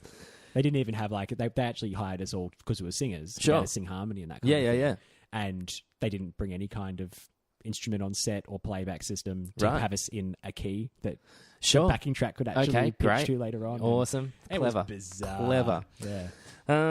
Yeah. What else have we got? I like that this movie kind of allows itself to indulge in some of the teen genre tropes, and not kind of, it's not subverting them or anything. It kind of just it's kind of embracing just them, leaning into them. Yeah. And that's fine. I like that it allows itself that, because I think a lot of these would feel guilty about doing that and not acknowledging that they are maybe, you know, tongue in cheek about it. Yeah. Like it's almost like you'd have to wink at the audience and say, "Hey, look, check us out. We're playing the teen movie tropes." It just kind of does it. Especially like that opening scene, which I think is the opening scene of at least 5 or 6 other teen movies, where we meet all the cliques and stuff like that. Like that happens in everything, like every teen movie, right. and it's just allowed to exist, and it's a little bit different because I think some of the cliques are a bit strange. Yeah. But it's not Very strange. Yeah, it's not like to the point of maybe something like, I feel like there's something like it in Not Another Teen Movie, which is obviously that is trying to satirize. Or the New Guy. Yeah, Did you I ever see remember that? seeing that. I saw that once a very long time ago. Is that any good? The New Guy? I only remember seeing it when I was a teenager. I actually remember enjoying it. I remember enjoying it too. Yeah. That'd be an interesting one to watch. DJ KYAHL. That definitely was taking it to the tongue in cheek too. Yeah. And you know, when it's like, oh, he's the you know, the coffee club and he's the white rusters. We're almost there. We're almost so taking close. it too far, but it just stays on the sincerity side of things. I wondered if it did go past it. They didn't actually mention this group, but the group that were constantly playing hockey. I didn't see that. All through there, so there's this group playing hockey. They're in their rollerblades with their hockey sticks, and they're playing hockey when they're walking around. And then when they're pulling out of the car park the first day, they're playing hockey in the car park. I thought that was just... I didn't see them. That's funny. It's just this little visual gag. Yeah, just that's sitting there. great. Yeah. No, I'll pay that. That's fun. Yeah. That's fun. I like that a lot. I like the teachers in this film. I love the teachers. In this film. I like all the parents. I think all the older the adult characters. Yeah, the adult characters. I think they're all used in very different ways, but all pretty effectively. I think Alison Janney is like it must have been a bigger role. I feel like, because it just feels like it's there for a bit and then it just disappears. Yeah, and it's a shame because she's Alison great. Janney. Yeah, and she should be in more of this movie. But then there's the English teacher, Yeah. Mr. Morgan, who I swear to God, like is every teacher's inner monologue just Yeah, allowed isn't to he? Yeah. voice. It's so good. I love so much when he gives the assignment and he's like, no, seriously, I actually think it's a good assignment. Just get out of my class. Like, just get. I love it so much because it's such a, like, you get so jaded in a classroom. Exactly. And everything they're saying, you're kind of like, yeah, all right, stop it. Come on, stop piss farting around, like, blah, blah, blah. And then they say something nice to you and your immediate reaction is, there is something fishy going on what here. is going on here? What are you two up to? It's so perfect. And he's exactly what I wish like teachers are allowed to be. Yeah. You're a jerk. I hope you get punched in the face. Yeah, it's so good. And every time he says something. Yeah, and I love it. He just starts laughing when he's wearing the sunnies. Just that acknowledgement of, yes, someone punched him in the face. I'm so excited. And I even love it when he calls out Kat. Yeah, for early in her, the like, film. yeah. I think it's a good moment for the film because I think it would have been. I kind of wanted it to do a little bit more with this this idea that Kat is kind of standing up for the against the oppression of women, yet she's like, upper middle class white girl who's had a pretty comfortable life and existence. I don't think enough people call her out on that through the film, and I don't necessarily think that they have to. No, to a degree that it's like, hey, you're full of shit or anything, and blah blah blah blah blah. But they do kind of let her get away with being, Sylvia Plath reading, feminine mystique owning, bikini kill listening to, without any kind of awareness of she's had a very cruisy existence up to this point. And not that that means that you can't rebel against the system or represent any of that kind of stuff, but I like the way he kind of just calls it out straight away and says, and you can't pull that shit with an African American guy. Like, I'm standing right here, man. So I do like that a lot. It kind of sets up something that I think maybe could have been explored a fraction more. But I like that. Given the time period of the film, though, maybe that's enough. I kind of went, oh, that's okay. At least that's there. Yeah. Like, for that back then, I think that's that's you're actually right. a decent amount. And it's probably part of what I was talking about before about the whole making sure that we don't overly glorify her rebelliousness. Like we have to see through it a little bit as like any kind of teenage girl's form of expression. Yeah. Like this one is might be more noble to a degree than wanting to be a cheerleader, but it has its own faults and it has its own hypocrisy in it. And so I think, maybe that's just adding on to that as well, which is cool. What do you think of the performances in this? Yeah, it's interesting. I mean, I think you could see how early in everyone's careers it was of the younger characters. They're so young. Like, they're so young. And they do I think they do a good job. Yeah. But you can kind of see in some of there's a fair bit of inconsistency. I would agree with that. I think. It's funny because I didn't even realize how young some of them are, because I would have sworn that Julia Stiles would have been probably 21 or 22 when she filmed this, and she's not. She's 17. Like, wow, I thought maybe 19. Yeah, 17. 17 or maybe 18. She's a year older than me, I think. And I was shocked by that. I was like, oh my God. So that's ridiculous. Like, I always thought of Julia Stiles as someone who would be probably 41, 42 now. And she's only a year older than I am. I'm like, wow. So, yeah, she was, So when filming, she would have been 17. 17, yeah. So, which, given that, it's amazing. Like, she does bring a lot of depth to this and a lot of awareness. Like, when you watch a lot of, when you watch a teen comedy, you need to. It's almost like you need to be able to step away from it and reflect to these characters as teenagers. Like, everything is heightened because they're teenagers. Everything feels like the end of the world because that's how it felt when you're a teenager. So to actually be a teenager and be able to step outside and reflect on that kind of heightened emotional value must have been really hard for her. That's so tough. And she does it really well. I mean, I think mostly. I mean, I think she does it really well. I think most of it, the inconsistencies, it actually just comes in. It shows like the experience, I guess. In their reaction shots more than anything. Like, their reaction shots are often kind of making a face. Yeah, that kind of thing. It's like they need to show that they're reacting. They can't just listen and just kind of think it and you get it.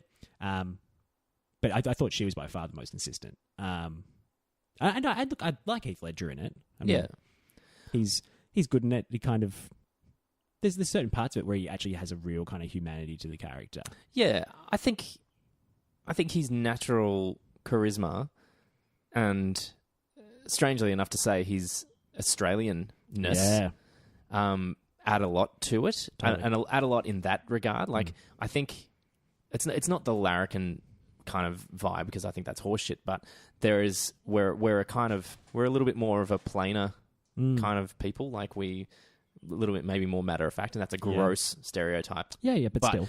But it means that when he approaches a character like this, I think we find those little moments of humanity slightly more believable, because they don't feel manufactured. That maybe a Hollywood performer or an American actor who was that young might have made it feel. Yeah, might struggle with it. Yeah. I think more than anything, when I watched this, Heath Ledger, it's just kind of...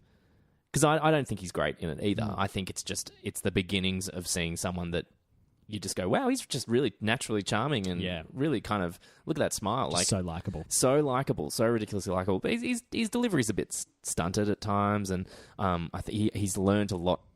He learned a lot more about how to, like, what to do with his body as well. He feels a little awkward at times, but you can really see the beginnings of the actor he would become. But yeah, I think I prefer...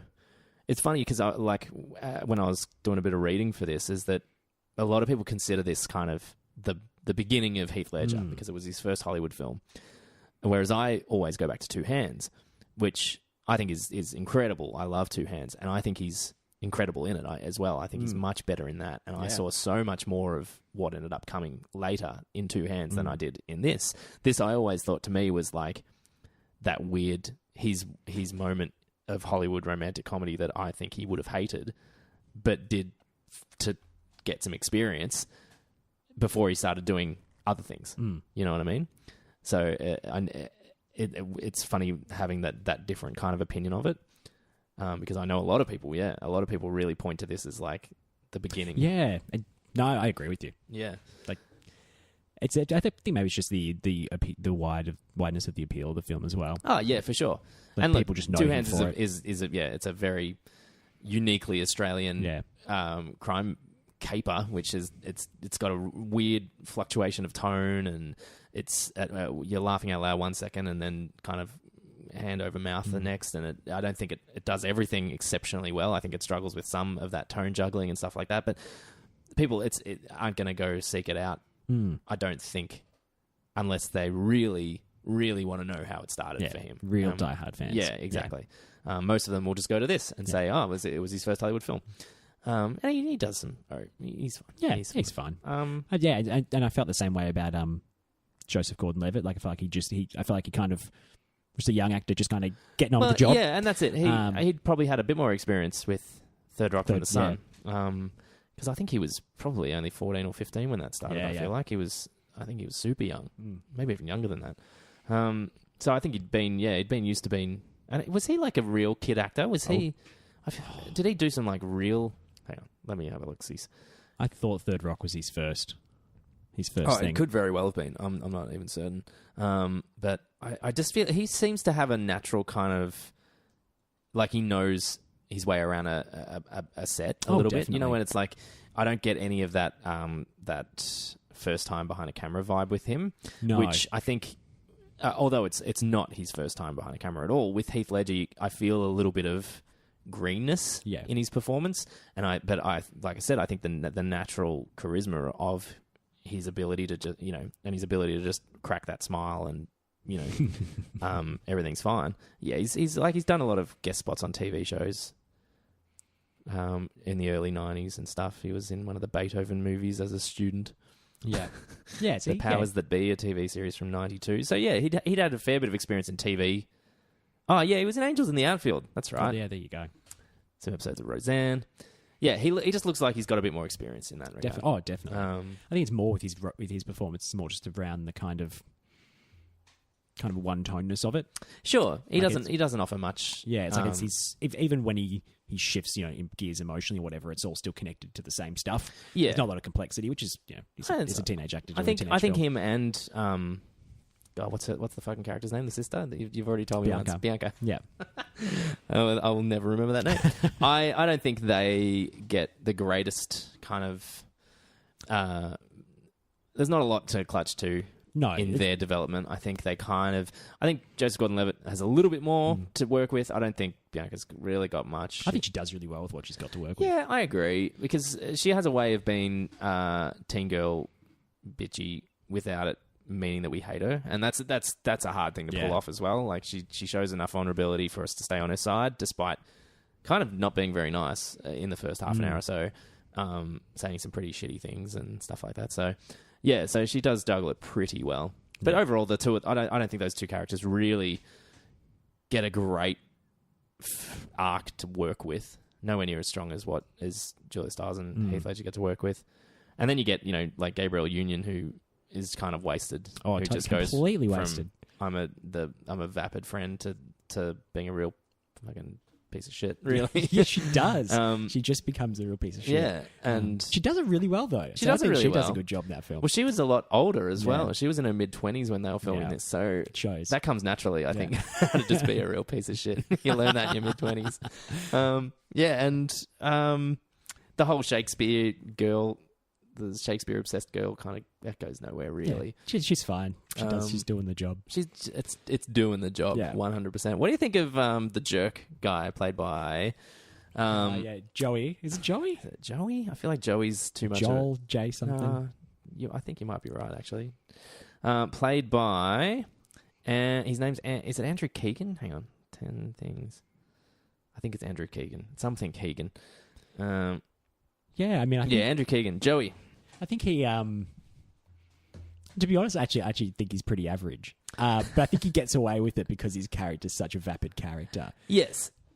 He's allowed to get away with it, but I think I think you're right. I don't think he's great. I think he's probably the weakest link. I think he's the weakest link, but he's doing what he's told to do. Yeah. I think the character is a problem because we have mostly pretty three-dimensional characters occupying this space, and then we have him, this one-dimensional character. this just the fucking what a joke of a dude. Yeah. Who for some reasons thinks that a tube sock ad is an amazing thing. Watch out, Hollywood will come calling, buddy. Don't you worry about that. And he just kind of I think it's a bit of a shame that we have so many three-dimensional characters. And then he's just there, and he's just a jerk, and he doesn't have any... I'm not saying I need to have, like, this sub-story where it's like, we find out why he's a jerk, because his parents are divorced or anything like that. We do need the villain in these kind of films, but, I felt like there's a little bit of... Because it's... Isn't it the histories between him and Kat, right? Yes. Yeah. And I feel like there was a little bit of room, and maybe it was probably even talked about on set or whatever, that perhaps he still... kind of has a thing for her, or like he was his first love or whatever. Even just that being the kind of person he is could have been a bit of a defense mechanism for something. And I thought maybe that could have been something that could have been explored a bit more. Is that he was he felt spurned by her or something? Maybe, for sure. And considering, I think it's just that, if the movie otherwise is quite complex, and then he's just there. Yeah. He's Paul Walker from She's All That. Like, he's just there being a dick, and so it makes you kind of want for a better version of that character. Considering the rest of the movie is on a different level, he's in the level that makes this a shit teen movie. Yeah, that kind of character. Yeah, totally. Whereas everyone else is kind of on a higher level, which puts this up into a better kind of place.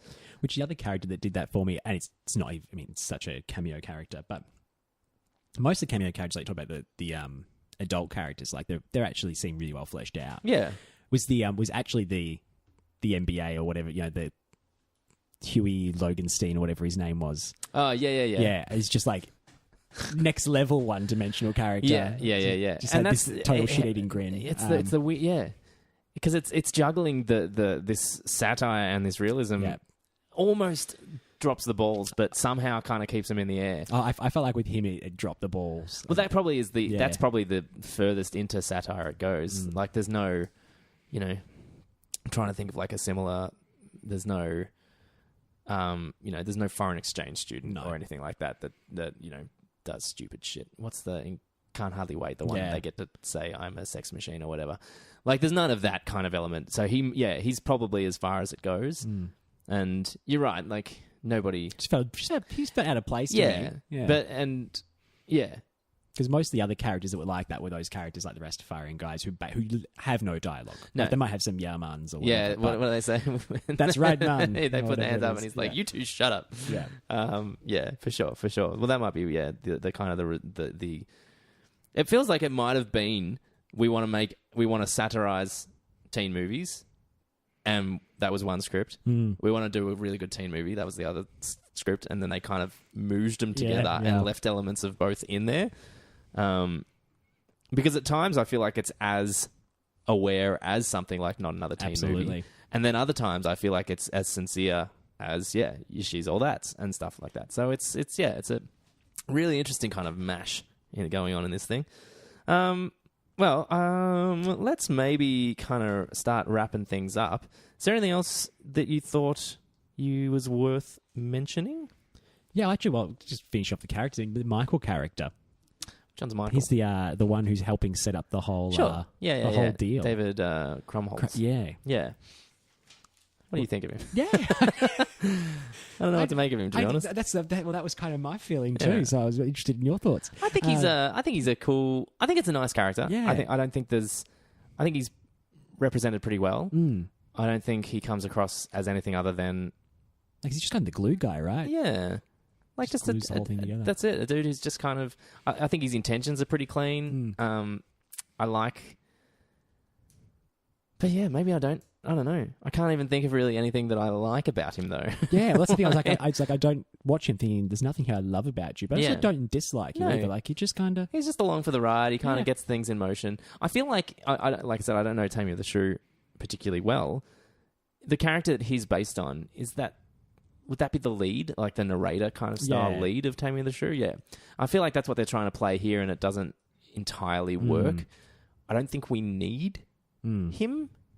I mean, it's almost like they felt like they needed him to set up that first scene. But what do we do with the him most from here important on? thing he does. Yeah. Is he sets it up, and then he kind of disappears into the background, and then we do this whole thing with him courting the Shakespeare crazy, and that feels like, well, we need something for him to do. Yeah, exactly. So, how do we round him out? Yeah, exactly. So that's kind of that's my chair agreeing with me. Yeah, it's funny. I haven't really thought of him, and I think that's why I would have been fine not mentioning him, because I think he just exists. He's there. He's not offensive in any way. He's got some funny lines. I like it when he has the dick drawn on his face. I was about to say he plays it well. Plays it very well. Yeah. He plays the dorky nerd who has to keep a brave face through it all quite well. Yeah.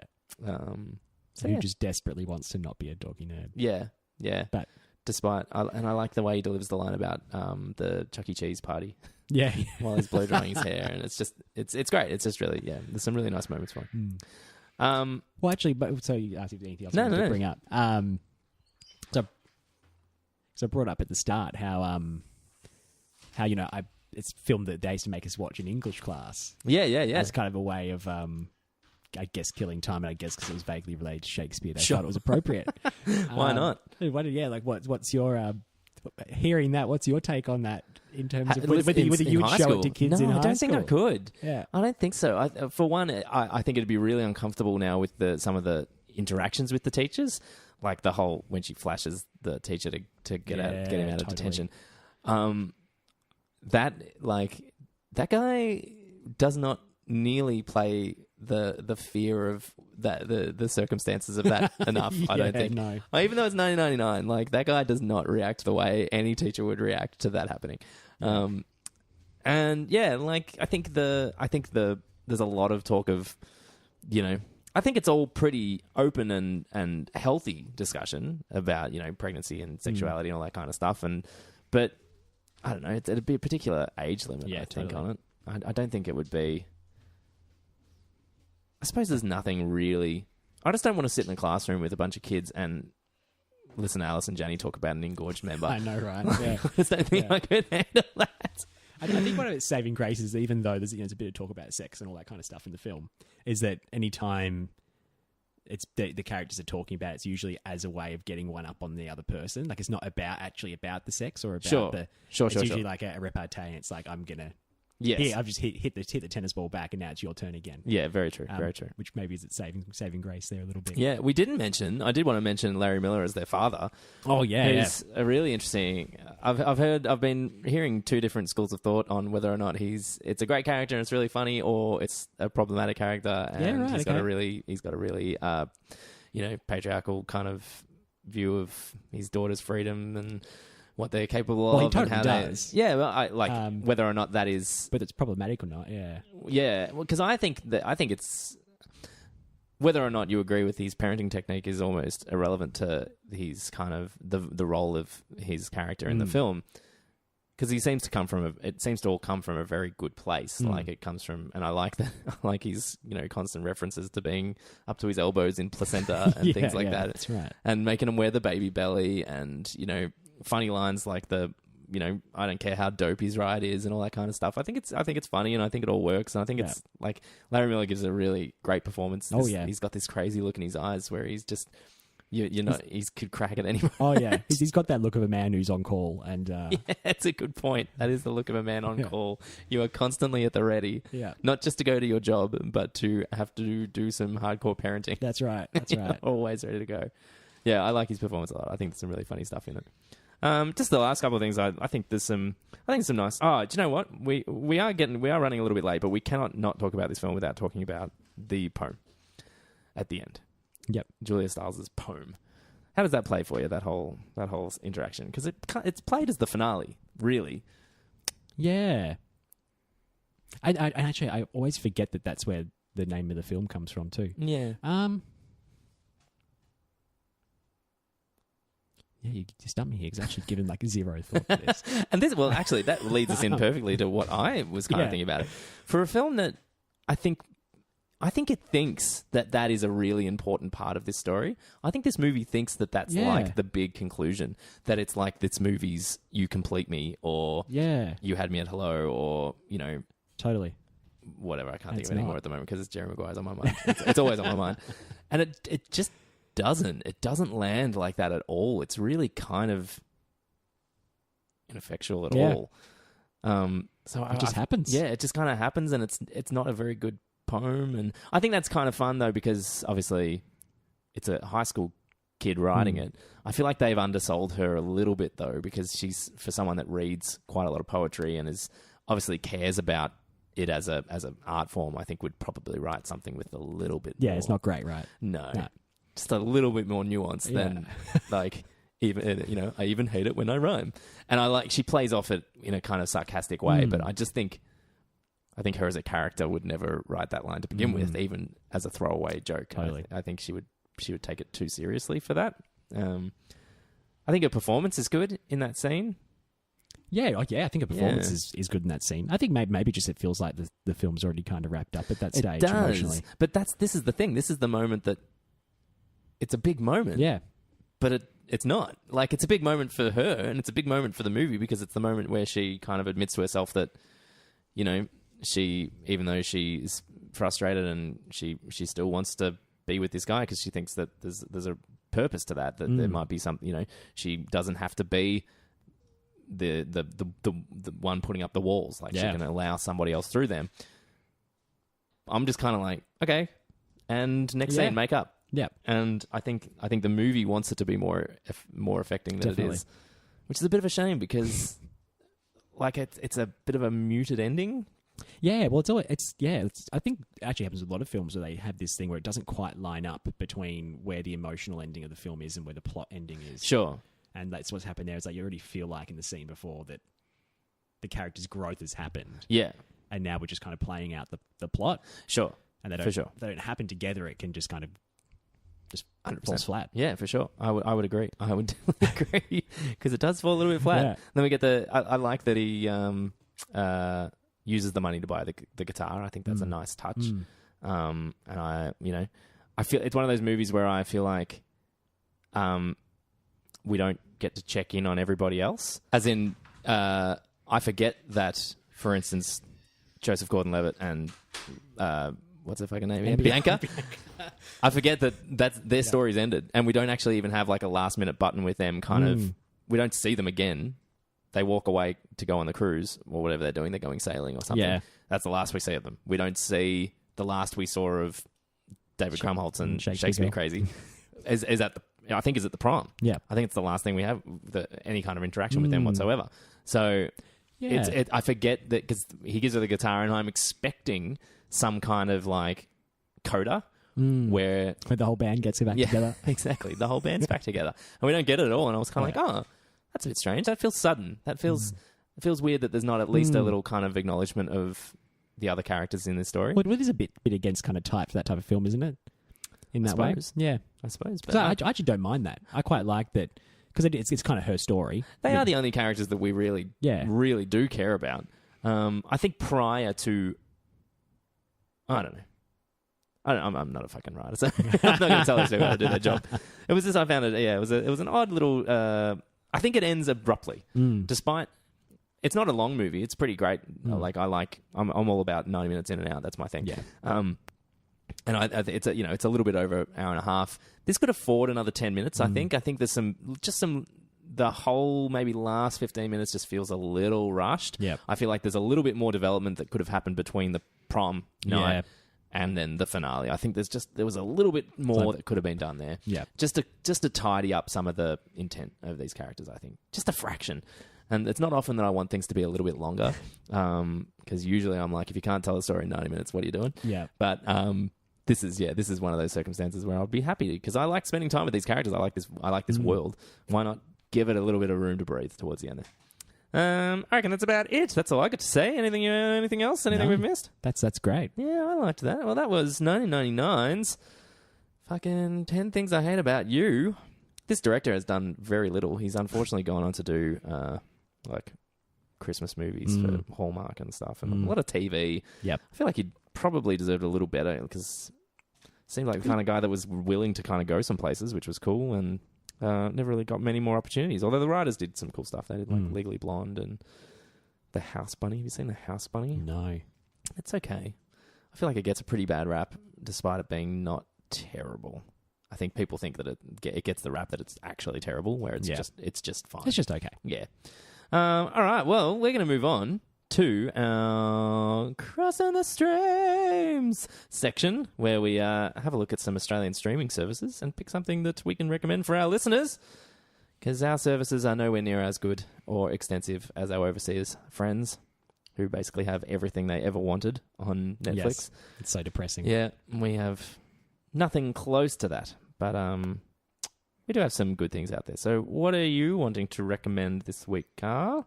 So my recommendation is probably going to be a little bit niche. Sure. Hey, no, we like it niche here. Namely, people who like sci-fi, but sci-fi that's not necessarily action-driven. Very and good. it's based on a video game. Very good. Oh, okay. Yeah, it's getting very, very weird. I'm trying to figure out what it is. And now I'm trying to remember what the actual subtitle for it is. It's the Halo film. Oh. Have you seen that? No, it's something before dawn or something? Yeah. I'm now just trying to find and get it up again. Maybe I'll look at it when you're spruiking yours. But I just watched it one day as like I can not be bothered watching all these more serious films. Hang on, there's a Forward couple. Unto Dawn. That's Forward Unto Dawn? Because there's also The Fall of Reach. Forward Unto Dawn. Cool. It's just this kind of cool one. It's actually kind of a teenage coming-of-age film set in the Halo universe, which is all a little bit interesting. Tell me, right, so there's always been talk of like a big budget Halo film. This is not it. This is not it. So how did this get to use the Halo name and all that kind of stuff? Oh, it's all set in that universe, so it must have been. I'm assuming it was Microsoft endorsed. Sure. I find that really and the interesting. Master Chief rocks up at the end. Okay. But yeah, most of it's actually this kind of coming of age story. Yeah, right. Yeah, that was actually just a nice film.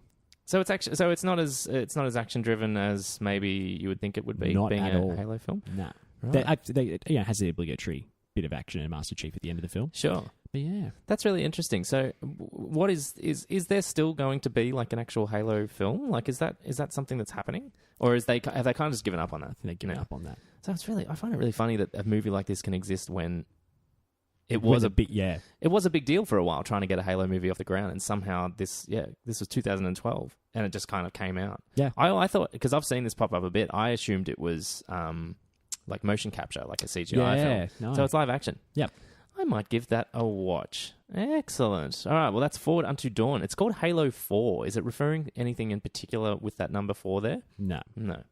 Like a tie into the game or Probably anything? it's probably a tie into the fourth game, but not. You really. played all these ones? Yes, I think I played all of them. Sure. Are they any They've brought out one recurring recently. characters? Oh yeah, no, it's all one like continuous story. The first... Any of the characters in this other than Master Chief pop up? No. Okay, interesting. You've piqued my interest, my good man. I am going to recommend on Netflix a movie that was one of my favorites of 2016, and that is Popstar, Never Stopping, which has just arrived on Netflix. This is Andy Samberg and Lonely Island movie. I love these guys. I've got all their albums. I love all their films. Hot Rod is, I think, one of the most underappreciated comedies of the last however long. And one of the guys who is from the Lonely Island, because this is directed by two of them, the other two that aren't Andy Samberg. One of them, I can't remember which one exactly, actually went and directed MacGruber, which is also one of my favorite comedies that nobody talks about anymore, and it's hilarious. So Popstar is kind of Andy Samberg's piss take on the oversaturation in media of these Justin Bieber types. Yeah. And it is hilarious. It is utterly, utterly hilarious. It is Spinal Tap-esque in its cleverness of the way it brings down the music industry. Brings down, that's an overstatement. The way it reflects on the music industry and where we are at the moment in the music industry. I think it takes a lot of kind of really cleverly timed jabs at the consumer-driven nature of the music industry at the moment. But, despite all that, it's just fucking hilarious as well. And Andy Samberg is maybe an acquired taste. I absolutely love him. So I don't know. I don't think to an extent like Adam Devine is. In terms of acquired taste, But I know some people that don't enjoy his brand of comedy. I've never met anyone who hasn't enjoyed it. Really? Yeah. I've come across a few. I must admit, it's not a frequent topic of conversation. Sure. I am a huge fan. I love all the digital shorts on Saturday Night Live. I think are some of the funniest things they ever did, and really kind of his little era on Saturday Night Live. He wasn't there for too long, but really kind of got my interest back into Saturday Night Live as well. It was a real good time because I think since the Will Ferrell era, there was probably about 5 or 6 really dead years. Oh yeah, that was some lean years. Which is a real struggle. So when they started doing the shorts and things like that, I got right back into them. I think they really found some really good material in that time. So yeah, that's on Netflix. If you haven't seen that, it's well worth it. If you've ever enjoyed anything that he's in, or you're a Justin Bieber fan, or like just a fan of pop music in general, and you can appreciate someone kind of taking the piss out of it a little bit. Because even some of the singles that they released for this movie are amazing. And what they do really well, and I've always said this about their albums, is that they take the piss out of the thing while also being a really good example of the thing. Yeah. The Lonely Island albums are actually great.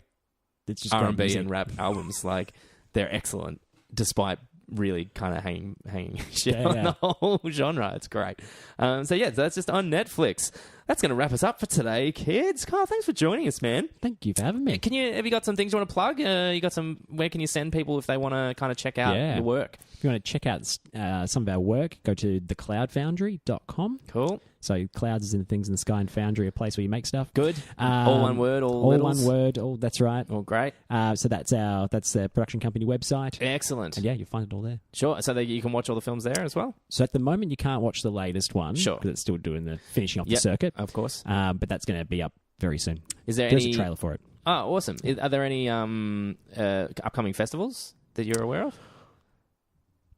There is one in Hollywood, but I can't remember which one it is. Sure. So jump on the website and you'll be able to find it, is basically what we're saying. Yeah. Excellent. Anything else? No. Excellent.